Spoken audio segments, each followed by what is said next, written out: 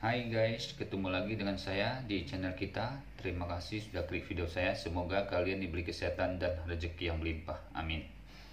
Pada video kali ini saya akan membacakan 4 bab yang terupdate, yaitu bab 4232 sampai bab 4235.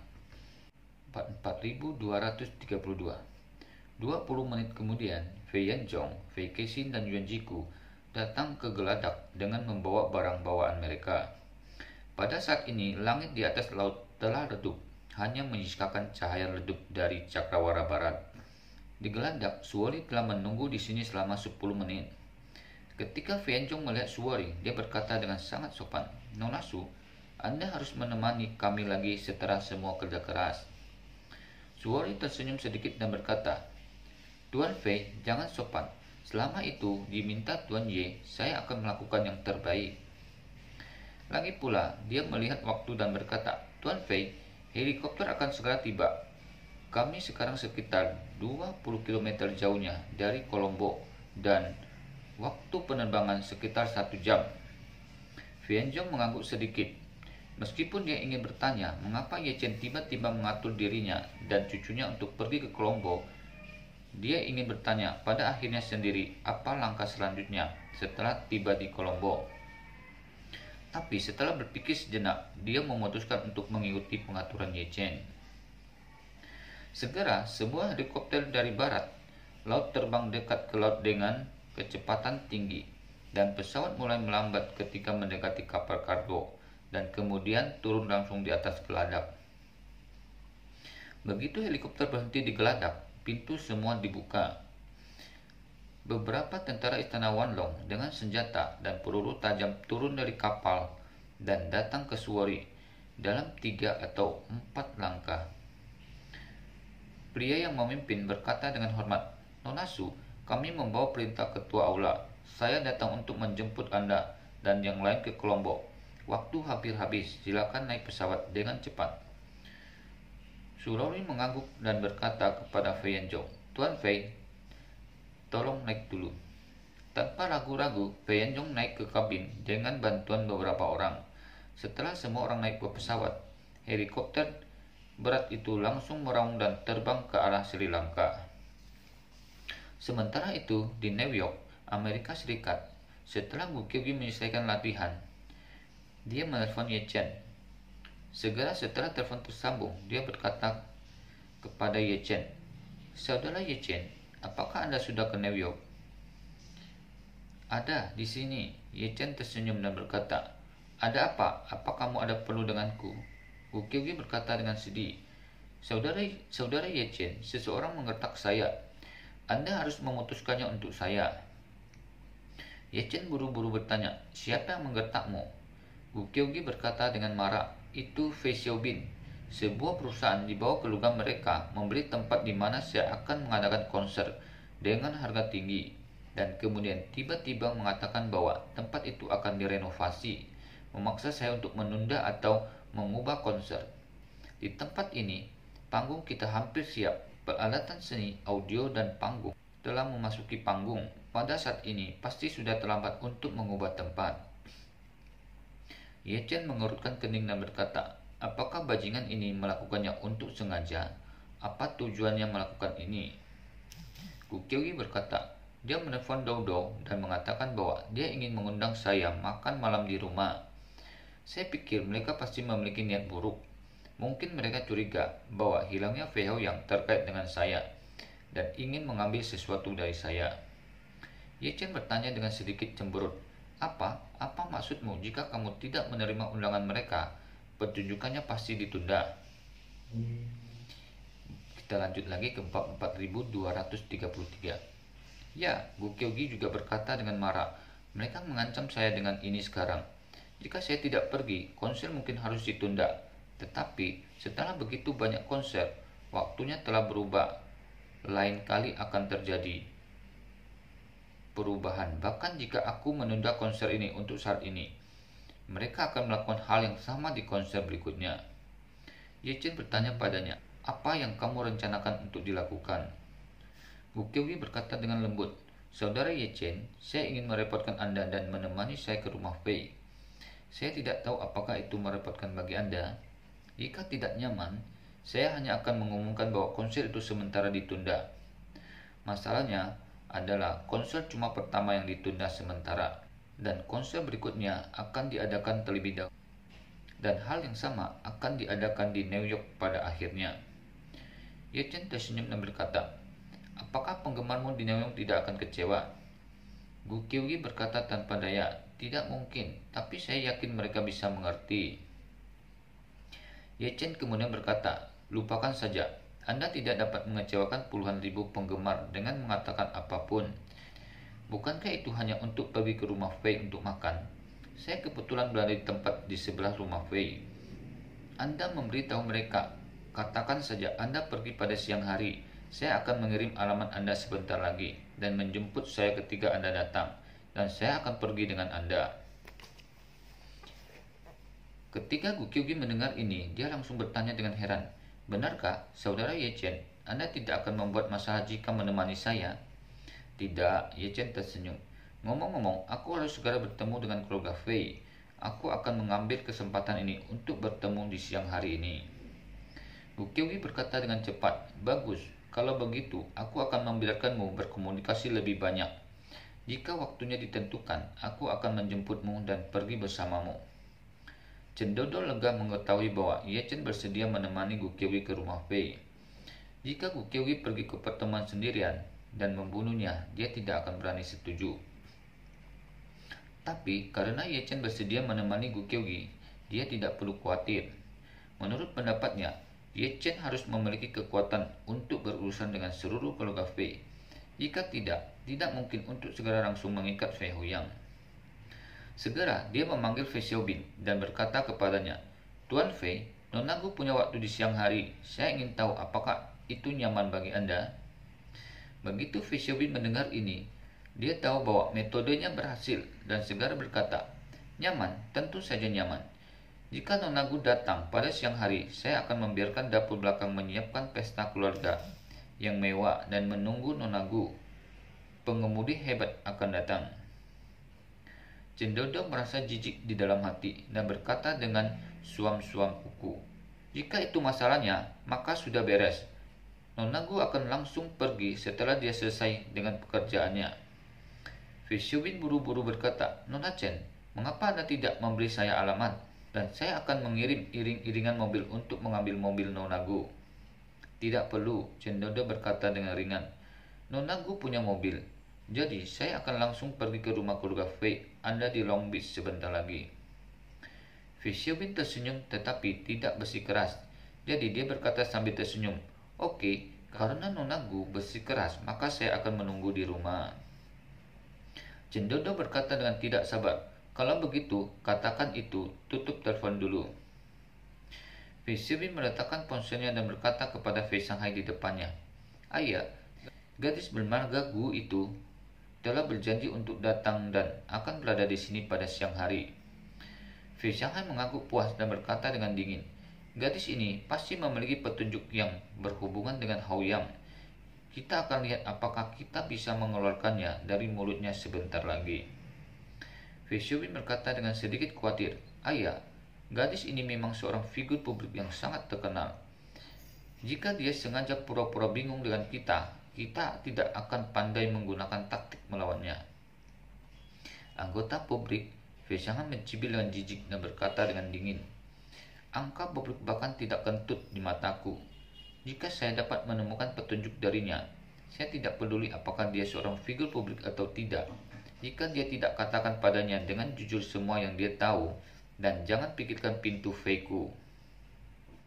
Kita lanjut lagi ke bab 4234. Segera, Gu Qiuyi membawa mobil ke villa tempat Ye Chen berada. Setelah menjemput Ye Chen di pintu, konvoi pergi ke rumah Fei yang tidak jauh. Ketika konvoi tiba di gerbang manor, Fei Xiaobin keluar untuk menyambutnya. Meskipun putranya masih hilang, dia masih memiliki senyum palsu di wajahnya.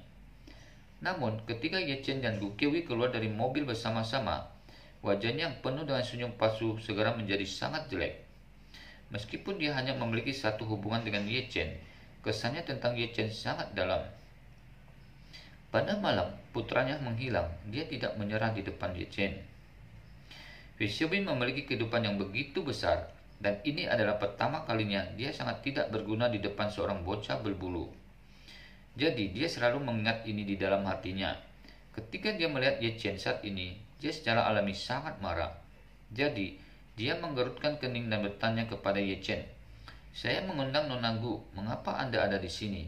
Apakah menurut Anda dengan status rendah Anda memenuhi syarat untuk datang ke rumah keluarga Fei?" "Nakal," Ye Chen tersenyum dan berkata, "Kamu berisik sekali. Kenapa? Aku tidak diterima." Fei Xiaobin berkata dengan dingin, "Omong kosong. Tentu saja kamu tidak diterima. Mereka yang masuk akal, cepat keluar. Jangan merusak pemandangan di sini." Gu Qiugi tidak mengira Fei Xiaobin akan menyerang Ye Chen.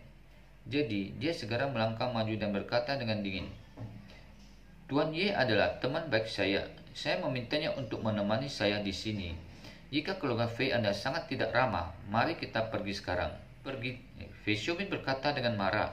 "Nona Gu, apakah Anda tidak ingin konser Anda dimulai sesuai jadwal?" "Tidak masalah," Gu Qiugi berkata dengan jijik. Di depan Tuan Ye, apa gunanya membatalkan semua konser? Setelah itu, dia segera menatap Ye Chen dan berkata dengan tegas, "Kakak Ye Chen, ayo pergi." Fei Xiaobin tidak berpikir bahwa ketika Ye Chen tidak berbicara, Gu Qiugi akan membelanya, dan apa yang dia katakan begitu fasih, sehingga tidak ada ruang untuk dirinya sendiri. Dia tidak bisa membantu, tetapi memperingatkan dengan wajah yang hitam. "Nona Gu, saya menyarankan Anda untuk lebih berhati-hati. Keluarga Fei saya dapat memaksa semua konser Anda di Amerika Utara untuk dibatalkan kapan saja. Bahkan, saya dapat membuat Anda tidak pernah memiliki kesempatan untuk datang lagi di masa depan di konser Amerika Utara." Gu Qiugi berkata dengan dingin, "Kamu pikir aku langka?" Setelah berbicara, dia segera mengeluarkan ponsel dan memposting pesan di akun Twitternya. "Karena beberapa force majeure, semua tur saya di Amerika Utara mungkin dibatalkan. Jika itu benar-benar dibatalkan, mohon maafkan saya. Perusahaan pialang memulai pekerjaan pengembalian dana sesegera mungkin." Gu Qiugi memiliki puluhan juta penggemar di Twitter. Begitu pesan ini dirilis, itu segera menyebabkan gempa bumi di internet. Dan Gu Qiugi tidak peduli sama sekali. Dia menyerahkan telepon kepada Fei Xiaobin dan berkata dengan dingin, "Jika kamu tidak meminta maaf kepada saudaraku Ye Chen, kita akan pergi sekarang." Fei Xiaobin memusatkan pandangannya pada konten di ponsel Gu Qiugi. Ekspresinya tiba-tiba terdiam. Dia tidak pernah berpikir bahwa dia hanya mengancam Gu Qiugi, tetapi Gu Qiugi mengumumkannya langsung di internet bahwa semua tur mungkin dibatalkan. Kali ini saya jatuh ke dalam keadaan pasif. Tentu saja dia tidak ingin meminta maaf kepada Ye Chen, tetapi Gu Qiugi benar-benar menyerah. Mungkin sulit baginya untuk memahami rahasia penculik putranya. Pada saat ini, Fei Xiaobin sangat marah di dalam hati. Dia tidak menyangka bahwa dia baru saja bertatap muka dengan Gu Qiugi dan langsung dicubit oleh gadis muda ini.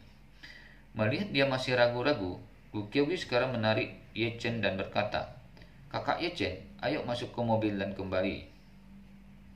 Ye Chen tersenyum sedikit, mengangguk dan berkata, "Oke, jika itu benar-benar tidak berhasil, saya akan kembali dulu siang hari ini, dan saya akan kembali di malam hari."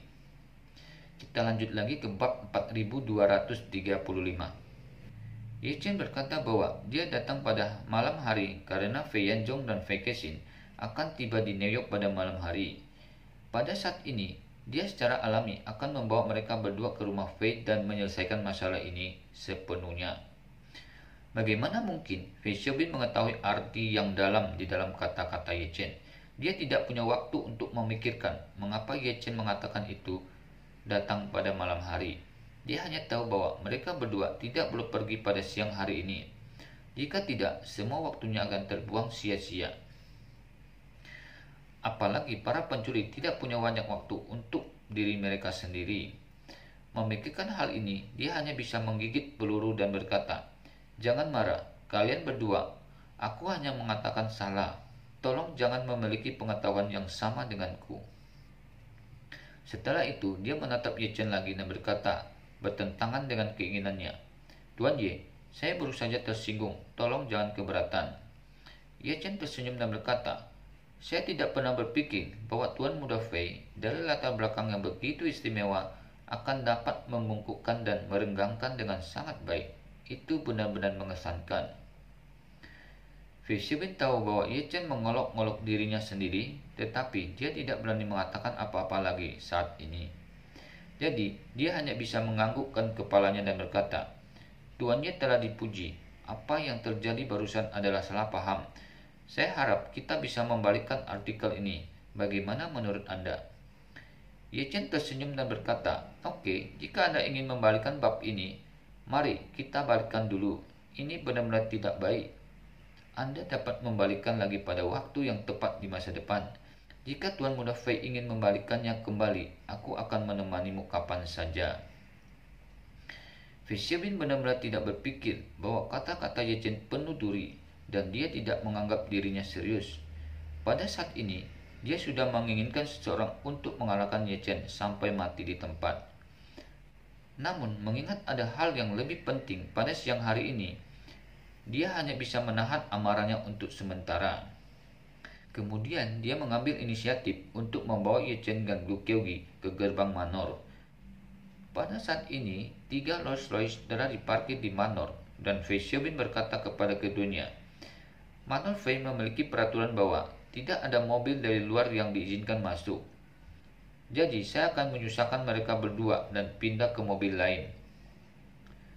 Setelah itu, dia membuka pintu Rolls Royce di tengah dan berkata kepada keduanya, "Tolong silakan masuk." Ye Chen dan Gu Qiugi tidak ragu-ragu dan langsung masuk ke Rolls Royce. Setelah keduanya masuk ke mobil, Fei Xiaobin berbalik dan masuk ke Rolls Royce pertama dan kemudian dengan cepat memulai dan melaju ke bagian dalam manor.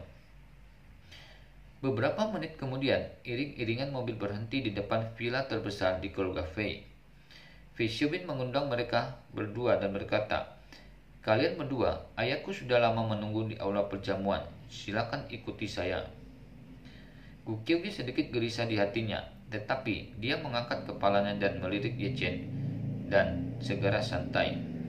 Meskipun ada banyak pengawal di keluarga Fei, dia tahu betul bahwa selama Ye Chen ada di sana, semuanya akan terkendali. Keduanya mengikuti Fei Xiaobin ke aula perjamuan. Seorang lelaki tua berusia 70-an duduk di kursi utama meja bundar besar di aula perjamuan. Penampakan pria tua ini 7 poin mirip dengan Fei Yanzhong. Ye Chen menebak identitas pria ini secara sekilas dan ia pasti Fei Shanghai. Melihat Ye Chen dan Gu Qiugi masuk, Fei Shanghai sedikit menyepitkan matanya dan terus melihat ke atas dan ke bawah keduanya. Fei Xiaobin berkata kepada keduanya saat ini, "Aku akan memperkenalkan kalian berdua. Ini ayahku dan kepala keluarga Fei, Fei Shanghai." Gu Qiugi sedikit mengangguk ke Fei Shanghai sebagai isyarat, sementara Ye Chen bertanya langsung, "Apa tujuan kalian memikirkan semua ini?" Fei Shanghai berkata dengan acuh tak acuh, "Adik laki-laki ini, saya mengundang Nona Gu untuk datang hari ini. Saya hanya ingin makan santai dengannya dan menanyakan beberapa masalah pribadi. Jadi saya akan merepotkan Anda untuk keluar dan menunggu." "Haruskah aku keluar dan menunggu?" Ye Chen tersenyum sedikit, duduk di tempat seberang Fei Shanghai, mengangkat alis dan berkata, "Jika aku keluar, di mana kamu akan mencari tahu keberadaan cucumu Fei Haoyang?" Oke, sampai di sini dulu video kali ini. Sampai ketemu lagi di video berikutnya. Terima kasih telah mengikuti video saya. Sampai ketemu lagi. See you.